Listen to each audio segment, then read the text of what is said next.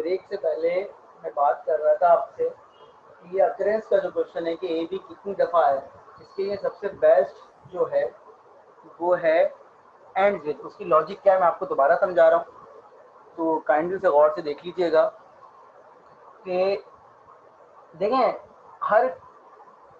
हर occurrence को count करना, तो जो सबसे बेस्ट काउंट कर रहा है वो देखें, अगर स्टार्ट विद ए बी बनाएंगे तो स्टार्ट विद ए बी तो सिर्फ शुरू में देखेगा ए बी आया हुआ है और वो उसको फर्दर ए बी का पैटर्न आया है वो नहीं रिकग्नाइज करेगा, क्योंकि शुरू में ए बी देखने के बाद वो हर चीज़ को एक्सेप्ट कर लेगा।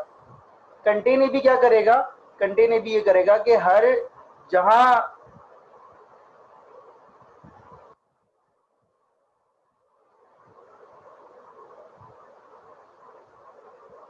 मैं बताता हूँ बेटा, कंटेन ए बी जो है ना, कंटेन ए बी ये करेगा कि आप से सिर्फ पहले ए बी को चेक करेगा, जहां पर भी उसे ए बी मिलेगा, चाहे वो स्टार्ट में मिले चाहे वो सेंटर में मिले, उस ए बी के बाद जितने ए बी उसे मिल रहे होंगे, उस ए बी के बाद उसे जितने भी ए बी मिल रहे होंगे वो क्या करेगा, वो उनको इग्नोर कर देगा, क्योंकि उसको सिर्फ एक ए बी से कंसर्न है, जहां उसको पहला ए बी मिल गया उस वक्त। लेकिन अगर मैं एंड से ए बी को गौर से देखें, अगर मैं एंड से ए बी को देखूं तो ये देखिएगा,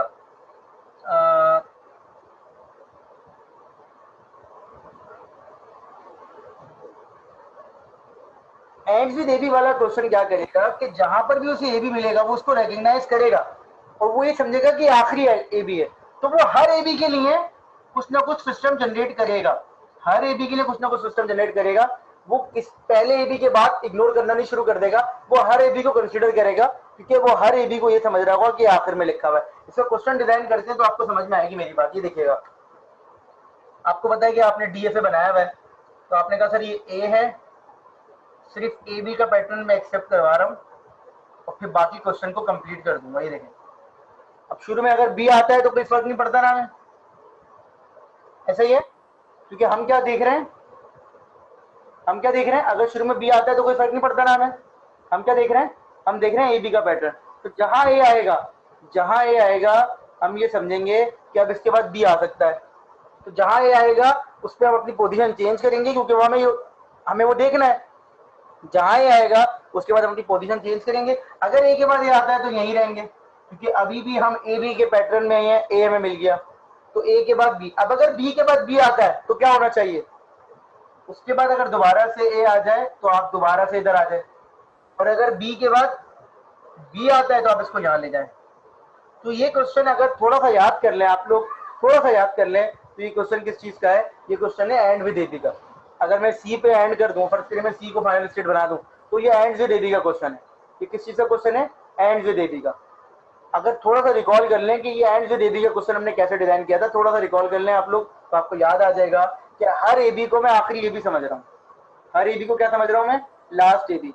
और जो जब भी लास्ट ए बी होगा तो मैं सी पे चला जाता था, और अगर ए आता था तो उसके बाद अगर बी दोबारा आ रहा है तो मैं सी पे जा रहा हूँ, और अगर बी के बाद बी आ रहा है तो मैं ए बी देख के दोबारा से आ सकूं फाइनल स्टेट पे। ये पूरी लॉजिक हम पहले इंप्लीमेंट कर चुके हैं एंड विद ए बी वाले में। अब अगर ये समझ में आ गया है, क्योंकि होपफुली आना भी चाहिए कि ये एंड विद ए बी का है, तो बस हमें क्या करना है, ए बी का पैटर्न कहां कंप्लीट हो रहा है, ए बी का पैटर्न कहां कंप्लीट हो रहा है, सी पर, बी पर, ए पर। ए बी का पैटर्न कहां रिकग्नाइज हो रहा है, बी पर, ए पर, सी पर, सी पर। तो बस यहां मैंने 1 लिख दिया बेटा, बाकी दोनों जगह पे क्या लिख दिया, 0 लिख दिया। यहां मैंने 1 लिख दिया, बाकी दोनों जगह पे क्या लिख दिया बेटा, 0 लिख दिया। इज इट ओके, समझ में आ गया सबके।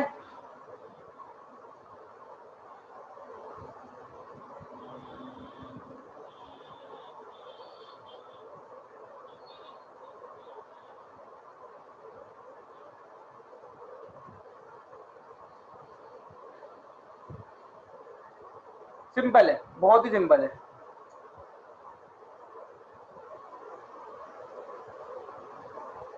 ठीक है, अच्छा जी। अब अगर हम इसका ट्रांजिशन टेबल बनाना चाहें तो आपको पता है ट्रांजिशन टेबल भी वैसे ही बनेगा, जस्ट ए के अंदर क्या आ जाएगा 0, बी के अंदर क्या आ जाएगा 0 और सी के अंदर क्या आ जाएगा 1। ये देखिएगा, A B C, A B delta. ठीक है बेटा, तो बस अब ये आ जाए। अब आगे ए पे स्मॉल ए क्या कह रहा है कि मैं बी पे चले जाऊंगा, ए पे स्मॉल बी क्या कह रहा है, मैं ए पे रहूंगा, इसमें 0 है, इसमें 0 है, इसमें 1 है।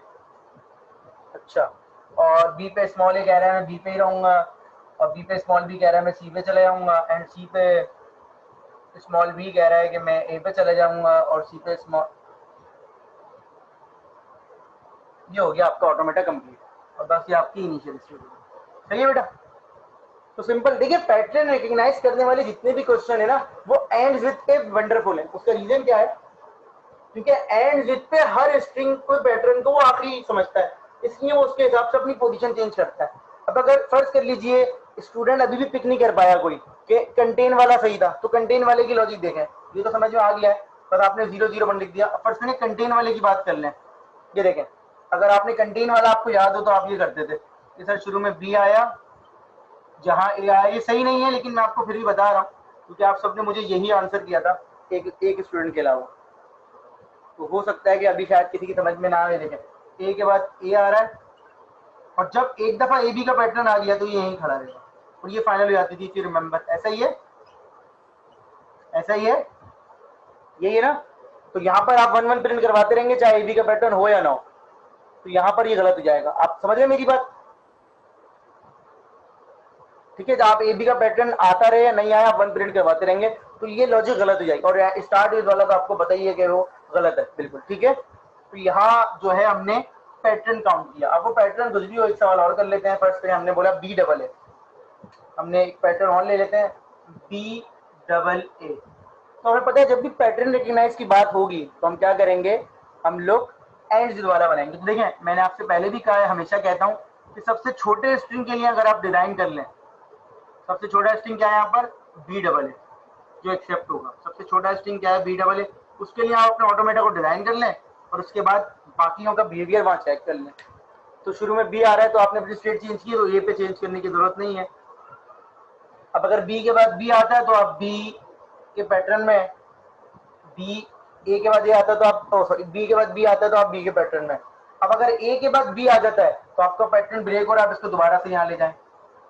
ठीक है, और अगर ये हो गया ए बी, और अगर ए के बाद ए आता है तो आप इसको कहाँ ले जाएं, और बी आता है तो कहाँ ले जाए, तो बी आता है तो आप इसको यहाँ ले जाएं, और अगर ए आता है तो आप इसको यहाँ ले जाएं।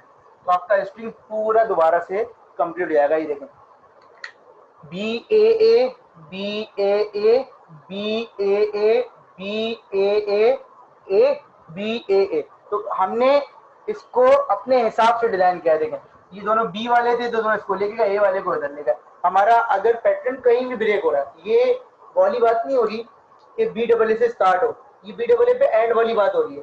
तो बस बी डबल ए पे एंड के लिए हर बी डबल ए के पैटर्न को हम लास्ट समझेंगे और उसको आखिरी स्टेट तक ले जाने की कोशिश करेंगे। जब ये हो जाएगा तो यहाँ आप 0 लिख दीजिए, यहाँ आप 0 लिख दीजिए, यहाँ आप 0 लिख दीजिए, अब क्लियर?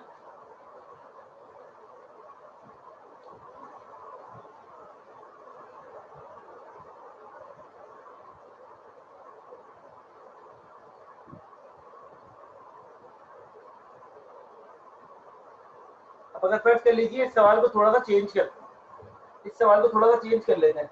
देखिए, ये सिर्फ प्रैक्टिस के लिए दे रहा हूँ। मैंने कहा कि भाई बी डबल ए का पैटर्न आया तो 1 प्रिंट हो, और बी ए का पैटर्न आया तो 2 प्रिंट हो। जब भी बी डबल ए का, बी ए का पैटर्न आया तो 1 प्रिंट हो, और बी डबल ए का पैटर्न आया तो 2 प्रिंट हो। तो देखिए सिंपल क्या करेंगे, हम सिंपल ये करेंगे, बी ए का पैटर्न कहाँ कंप्लीट हो रहा है, देखिए यहाँ पर, तो यहाँ 1 लिख देंगे और यहाँ 2 लिख देंगे। जब भी बी ए का पैटर्न हो तो 1 आए, और जब भी बी डबल ए का पैटर्न हो तो 2 आ जाए। सिंपल। अब अगर मैं इसका स्ट्रिंग लूँ इनपुट, ये देखें, A B B A B B, ये देखें, तो ये कह रहा है कि यहाँ 0 आए, यहाँ 0 आए, यहाँ 0 आए, लेकिन यहाँ 1 आए, और चूंकि बी डबल ए हो गया तो यहाँ 2 आ जाए। फिर यहाँ 0 आए, यहाँ 1 आए, फिर यहाँ 0 आए, यहाँ 1 आए, और यहाँ क्या आ जाए, 2 आ जाए। और से देखिए, ठीक है, ये देखें, जब भी बी ए का पैटर्न हो तो 1, और बी डबल ए का पैटर्न हो तो 2। तो देखें, बी ए का पैटर्न 1, बी डबल ए का पैटर्न 2, बी ए का पैटर्न 1, बी डबल ए का, बी ए का पैटर्न 1, बी डबल ए का pattern 2। Is it okay? Clear हो गई ये बात?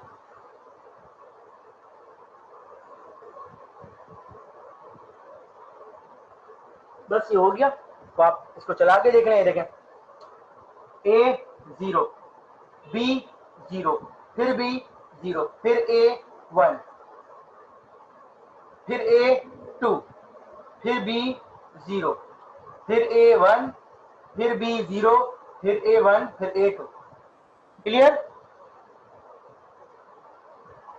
समझ गए सवाल?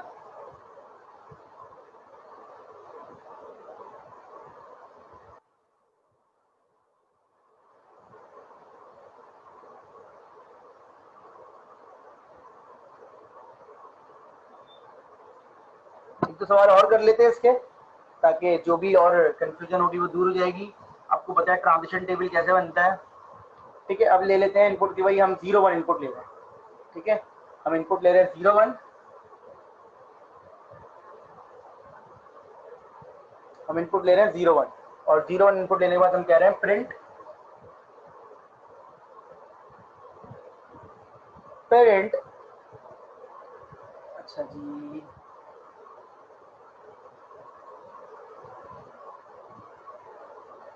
Parent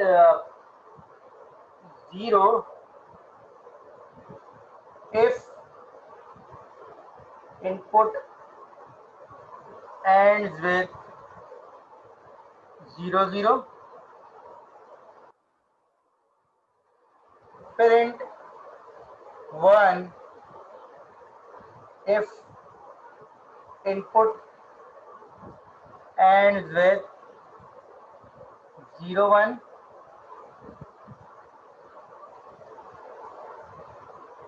parent 2 if input ends with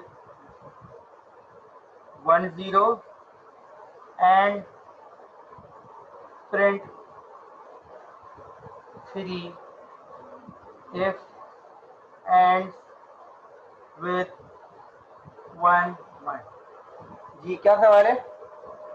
सवाल ये है कि 0 1 का पैटर्न है बेटा। सवाल ये है कि 0 1 का पैटर्न है, सॉरी मतलब 0 1 का इनपुट है। आपको पता है 0 1 का इनपुट होता है तो 4 तरह के कॉम्बिनेशन बन सकते हैं। अगर हम 4 तरह के कॉम्बिनेशन की बात कर रहे हैं तो ये कह रहे हैं चारों कॉम्बिनेशन पे यूनिक चीज प्रिंट करवानी है, सिंपल। ठीक है, और वी बिलीव कि नंबर जो है कम से कम 2 कैरेक्टर का है। ठीक है, नंबर जो है कम से कम 2 कैरेक्टर्स का होगा। चलिए हम ये कुछ असम्पशन खुद भी कर लेते हैं। अब हमें पता है कि 4 है तो सर 4 स्टेट तो होंगी, ऐसा ही ना बेटा? 4 स्टेट तो होंगी, तो हम 4 स्टेट बना देते हैं। हमें पता है कि हमारी पहली स्टेट कौन सी होगी, ये देखें। अच्छा, अब हमें जाहिर सी बात है बड़ी चीज प्रिंट करवानी है, तो वो उसके लिए मुझे स्टेट थोड़ी सी मैं इस तरीके की ले लेता हूँ कि मेरा नाम आ जाए उसके अंदर 0 ए। ठीक है, ए 0 कर दिया मैंने। नहीं भाई, शुरू में 0 आता रहेगा तो ये 0 ही रहेगा, ऐसे ही है 0 0 0 1 1 0 1 1। क्लियर? अब बताएं, बहुत सारे 0 के बाद पहला 1 आ रहा है तो टोटल नंबर क्या बनेगा? 0 1। ऐसा ही है, बहुत सारे 0 के बाद पहला नंबर क्या आ रहा है? 1, तो क्या बनेगा? 0 1 0 1। समझ में आ रही है बात? ये देखिएगा, तो मैंने 0 के बाद अगर 1 आया तो मैंने इसको यहाँ भेज दिया और मैंने कह दिया बी और इसको कह दिया 1। ठीक है भाई, क्लियर? क्लियर हो गई ये बात?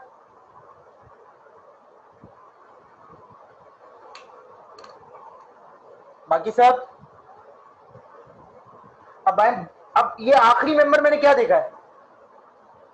1। तो 1 के बाद या तो 1 आएगा या तो 0 आएगा, ऐसा ही है ना? हम स्टेट कैसे कंप्लीट करते हैं? ऐसे ही करते हैं। तो 1 के बाद अगर 0 आएगा तो 1 0 बन जाएगा, तो मैं इसको यहाँ भेज रहा हूँ सी पर और इसको कह रहा हूँ 2।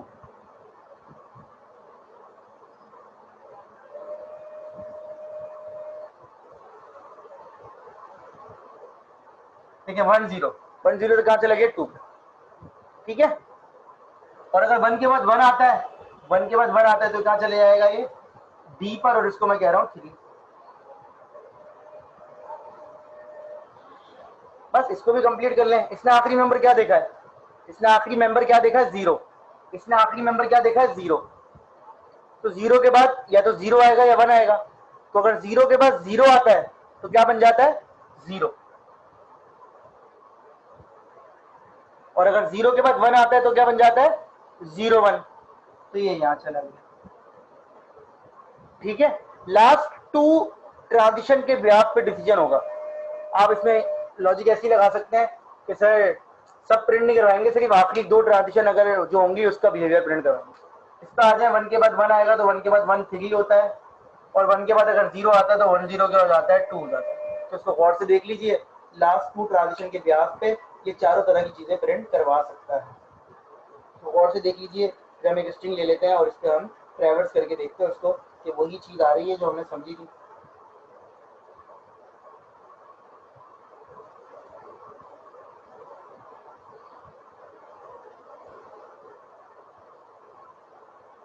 जी कोई सवाल है बेटा इसमें? ये देखिएगा, अगर फर्ज करें हम ये स्ट्रिंग ले लें 0 0 1 0 1 1, किस पे एंड हो रहा है? 1 1 पे। तो किस पे एंड हो रहा है? 1 1 पे। तो ये हर पैटर्न, आप इसको जरूरी नहीं एंड वाली बात कर लें, आप सब प्रिंट करवा लें, ठीक है। तो ये देखें, ए पे खड़े में आप 0 आया तो Z प्रिंट हो गया 0 Z, फिर 0 आया तो Z प्रिंट हो गया, फिर मतलब इसको अगर थोड़ी जगह दे दें हम 0 0 1 0 1 1 0 1 0 1 1, ए पे खड़े में ए पर ही है, फिर ए पे खड़े में ए पर ही है, फिर 1 से चले गए बी पर, फिर 0 से चले गए सी पर, फिर 1 पे चले गए, दोबारा बी पर, फिर 1 पे चले गए डी पर। अब ये जो स्टेट्स लिखी हैं इनके आउटपुट लिख दें आप। तो ए का आउटपुट क्या है? 0, ए का आउटपुट क्या है? 0, बी का आउटपुट क्या है? 1, सी का आउटपुट क्या है? 2, डी का आउटपुट क्या है? 1, डी का आउटपुट क्या है? 3। देख लें, हर पैटर्न को रिकॉग्नाइज कर लें। अब आपको अगर सिर्फ कंसीडर करना है लास्ट वाला तो लास्ट वाला कंसीडर कर लें, चाहे तो आप इसमें फिर अगेन यूनिक का फंक्शन लगा के कौन सा पैटर्न कितनी दफा आया उसको काउंट कर लें। बहुत सारी एप्लीकेशन बन सकती हैं पैटर्न की। तो क्लियर हो रही है बात कि सारे पैटर्न आपने रिकॉग्नाइज कर लिए।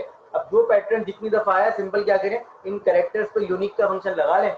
यूनिक का फंक्शन क्या करता है? जो अकरेंस जितनी दफा आई होती है उसको बता देता है।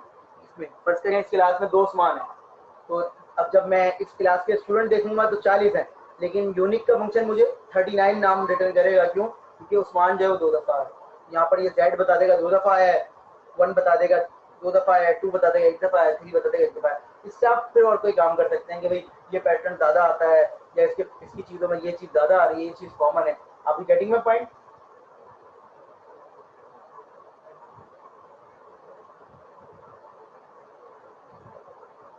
एक प्रोग्राम चला लें, प्रोग्राम पूरा रन करवा दें ऑटोमेटा पे। डिफरेंट टाइप जो होती हैं, इंटीजर, फ्लोट, कैरेक्टर, फंक्शन, ये तमाम चीज़ों की अकरेंस बता देगा कौन सी कितनी दफा है। फिर जाहिर सी बात है तो उनमें फिर वो आपसे देखना पड़ेगा। तो यहाँ तक कोई सवाल है तो पूछ लीजिए।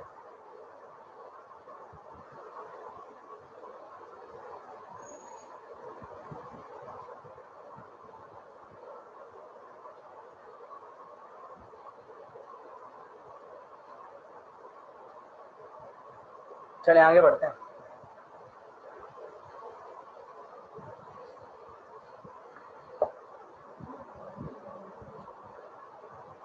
अच्छा जी, नंबर अगेन 0 1 इनपुट ले रहे हैं। वैन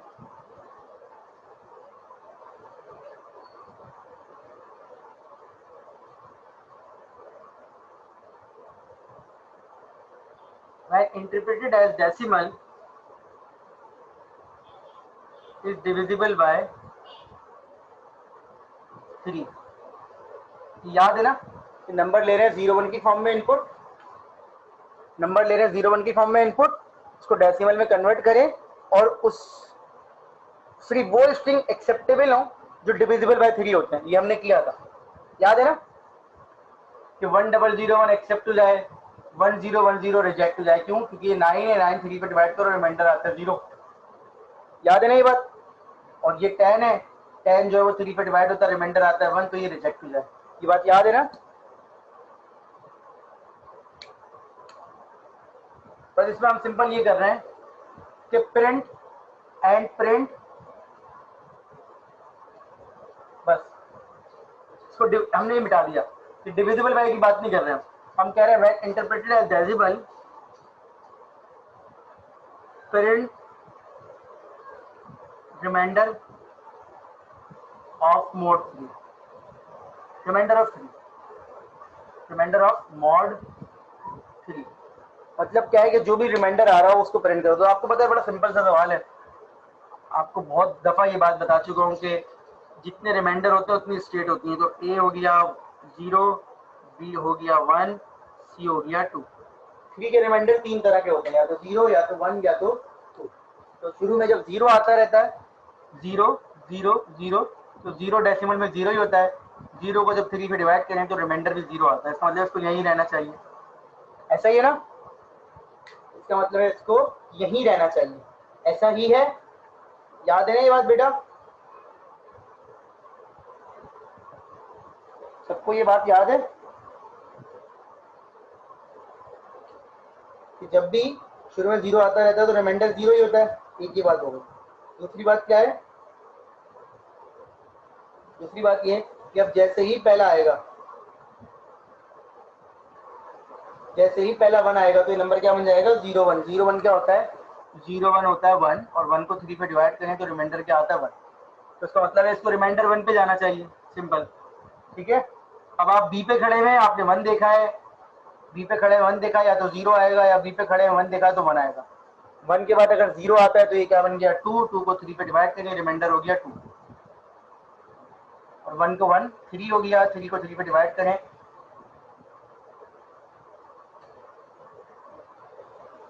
1 1 3 को 3 से डिवाइड करें तो रिमाइंडर आता है 0। इसका मतलब है 0 पे यहाँ जाना चाहिए। ठीक है। अब सी पे खड़े हुए हैं, सी पे आप मिनिमम ट्रांजिशन क्या करके आए? मिनिमम ट्रांजिशन आप करके आए इनिशियल स्टेट से 1 0।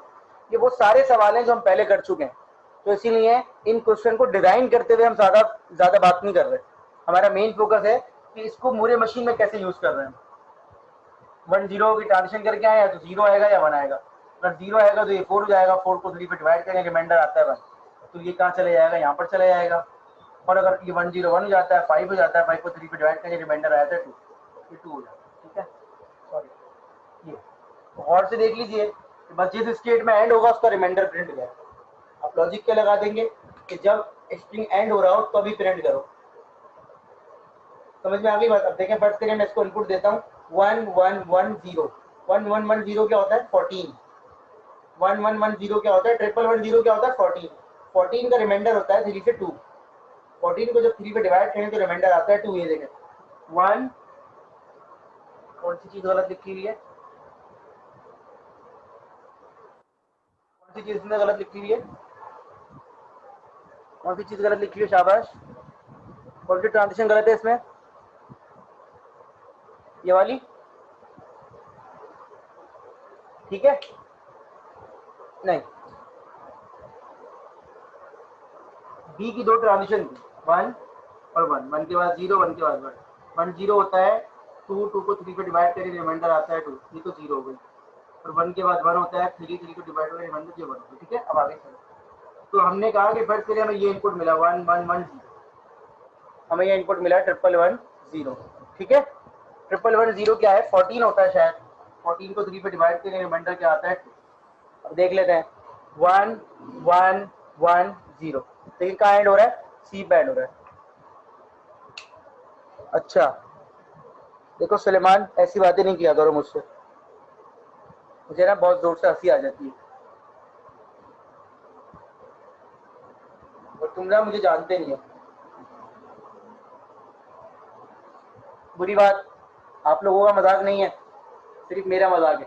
बेटा ये होती है कि देखें, जरूरी नहीं है कि इंसान का ना दिमाग क्लिक करे, कोई मसला ही नहीं है ऐसा ना, हम सब सीखने के लिए बैठे हैं। लेकिन एक पढ़ाई की चीज जब दोबारा आती है ना तो उस पर ज्यादा डिटेल बात नहीं होती। अगर ये पहली दफा पढ़ रहा होता ना मैं ये वाली चीज, आज मैं ऑटोमेटा में पहली दफा पढ़ा रहा होता, तो ऐसी चीजें इग्नोर। लेकिन ये चीज पहले भी हो चुकी है, उस पर भी किसी स्टूडेंट ने यही सवाल पूछा था, उस वक्त भी मैंने यही बात कही थी। तो मैं ये चाहता हूँ कि जो मैं पढ़ा रहा हूँ उसको आप टाइम निकाल के कहीं से भी रिवाइज कर लें, कहीं से भी। अपने लेक्चर जो आप कॉपी में नोट कर रहे हैं उसमें से रिवाइज कर लें, आपको रिकॉर्डिंग आती है समझ में, आप वहां से रिवाइज कर लें, आपको कई और सोर्स से समझ में आता है किसी और सोर्स से रिवाइज कर लें, लेकिन कम से कम इस एक हफ्ते में हर चीज को रिवाइज कर लिया करें पिछले हफ्ते की। ठीक है, काइंडली सबसे ही रिक्वेस्ट है। ठीक है, तो वो मुझे जो है इन दी एंड फायदा तो आपका ही है। ये समझ में आ गया? ठीक है बेटा, कोई सवाल है इसमें यहाँ पर किसी और का? किसी और को कोई सवाल है?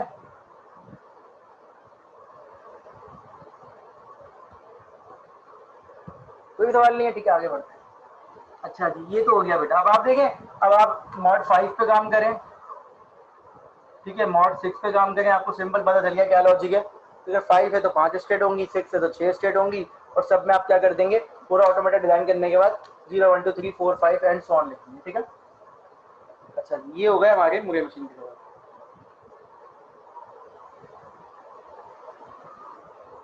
अब आ जाते हैं मीले मशीन।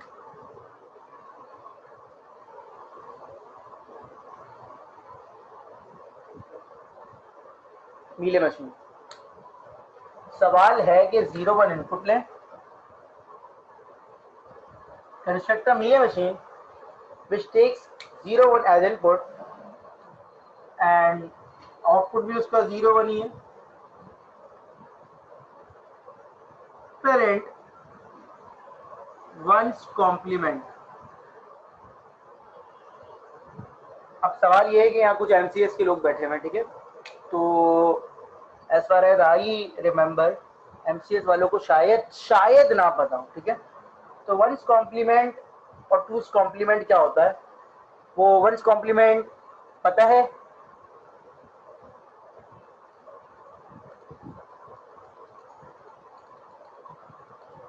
जी, इमाद, बासित, काशिफ, सुलेमान, वंस कॉम्प्लीमेंट याद है? कुछ पढ़ा है कहीं पर? हाँ बेटा,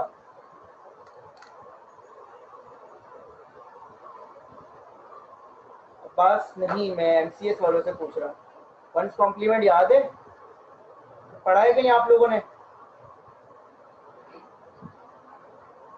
ठीक है, देखिए वंस कॉम्प्लीमेंट क्या होता है, डीएलडी के कोर्स में ये लोग पढ़ लेते हैं हमारे। नहीं, मैं थोड़ा सा रिवाइज आप लोगों को बता देता हूँ, कोई मसला नहीं है। आप लोगों को शायद डीएलडी का कोर्स नहीं पढ़ा हुआ, इसलिए आप लोगों को नहीं पता होगा। मुझे ये बात याद है, इसलिए मैंने पहले ये बात करी। वंस कॉम्प्लीमेंट क्या होता है भाई? वंस कॉम्प्लीमेंट ये होता है कि जो भी आप स्ट्रिंग इनपुट दे रहे हैं उसका इन्वर्स कर लें, बस सिंपल।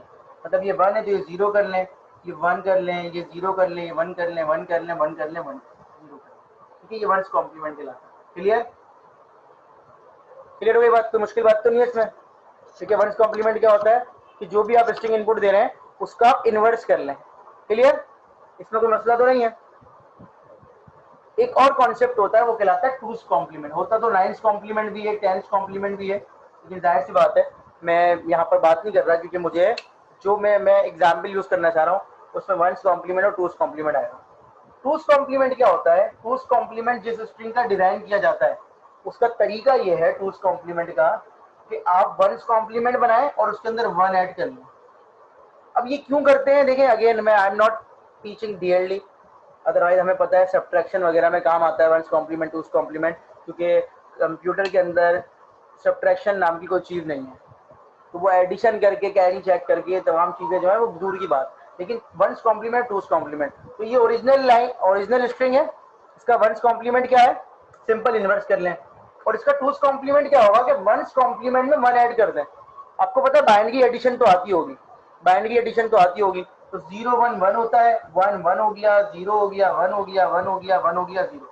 मतलब वंस कॉम्प्लीमेंट में अगर आप 1 ऐड कर दे तो वो बन जाता है टूस कॉम्प्लीमेंट, ठीक है। वंस कॉम्प्लीमेंट में अगर आप 1 ऐड कर दें तो क्या बन जाता है? टूस कॉम्प्लीमेंट। वंस कॉम्प्लीमेंट में अगर 1 ऐड कर दें तो टूस कॉम्प्लीमेंट बन जाता है। एक और एग्जांपल बता देता हूं ताकि फिर मैं अपने सवाल पे आऊं। ये देखिएगा 1 0 0 1 0 0, तो मुझे इसका टूस कॉम्प्लीमेंट बनाना है। तो टूस कॉम्प्लीमेंट क्या होगा कि पहले वंस कॉम्प्लीमेंट बनाइए, फिर इसमें 1 ऐड कीजिए और टूस कॉम्प्लीमेंट 1 1 0 हो गया, कैरी किया, 1 1 1 0 हो गया, कैरी किया, 1 1 1 0। इसको जाहिर सी बात है रिकॉर्डिंग पॉज करके जब आप रिवाइज कर रहे हो तो थोड़ा सा वेरीफाई कर लीजिएगा। ये ओरिजिनल स्ट्रिंग है, ये इसका वंस कॉम्प्लीमेंट है, ये इसका टूस कॉम्प्लीमेंट है, ठीक है। आगे बढ़ते हैं।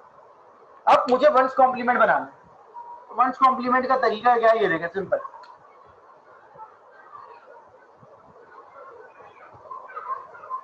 जब भी 0 आएगा उसको 1 कर देंगे, जब भी 1 आएगा उसको 0 कर देंगे। कैसा?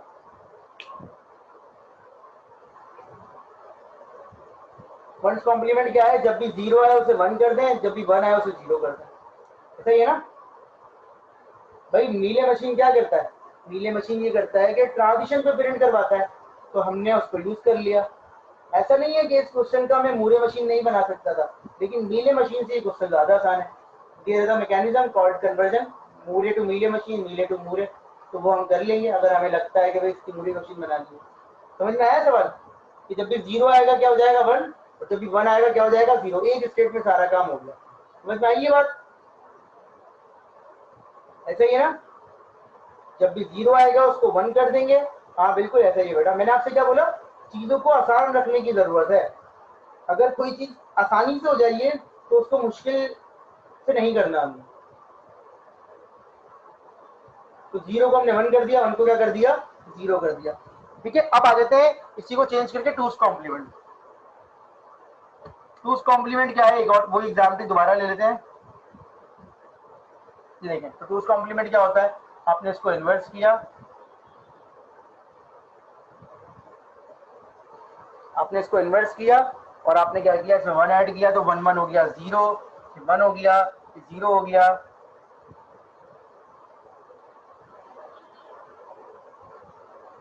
1 1 हो गया 0, 1 1 हो गया 0, ये 1 हो गया, ये 1 हो गया, ये 1 हो गया, और ये 0 हो गया, ये 1 हो गया, ये 1। ठीक है, 1's कॉम्प्लीमेंट लिया और फिर क्या किया, ये कर दिया। अब हमें 2's कॉम्प्लीमेंट बनाना, इसी तरह से कोई लॉजिक यूज करके 2's कॉम्प्लीमेंट। मैं आपको हमेशा से ये बात कहता हूँ, चाहे मैं आर्टिफिशियल इंटेलिजेंस कोर्स पढ़ाऊँ, न्यूमेरिकल कंप्यूटिंग का कोर्स पढ़ाऊँ या ऑटोमेटा का, मैं हमेशा एक बात कहता हूँ कि आपका क्वेश्चन जब भी सॉल्व होगा जब आपको क्वेश्चन के बारे में नॉलेज होगी।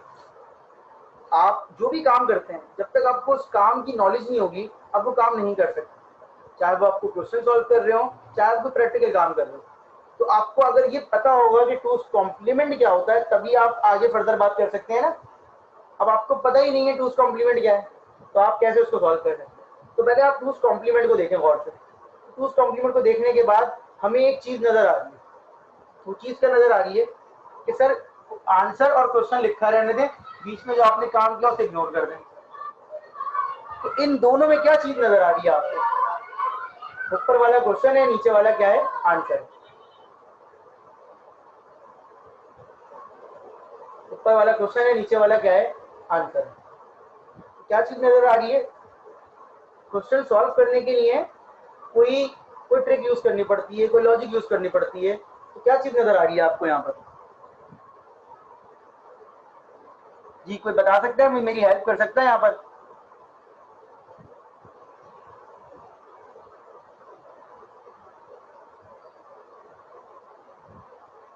बिल्कुल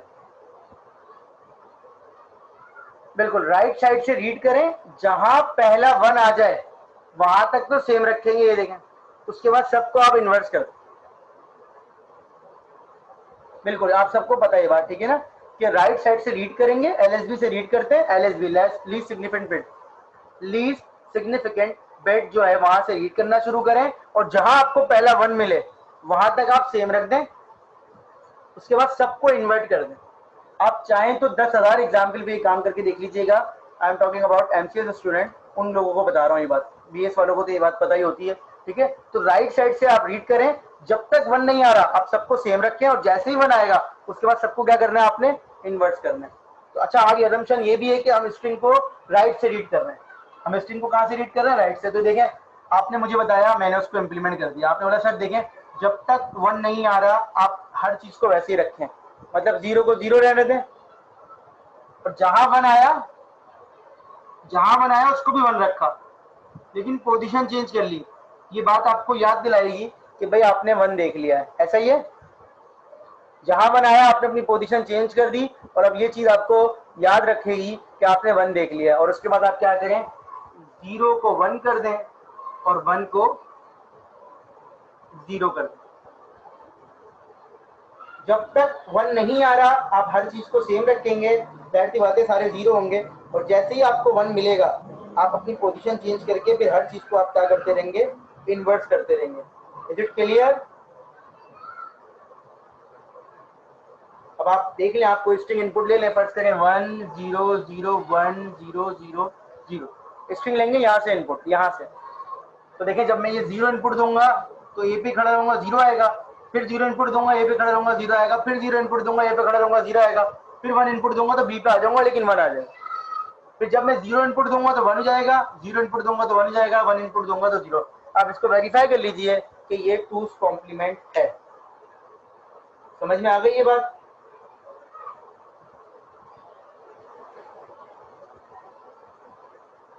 कोई सवाल है इसमें? अगर हम इसका ट्रांजिशन टेबल देखना चाहें तो हम वो देख सकते हैं। वो ये है कि ए बी 0 1, ठीक है।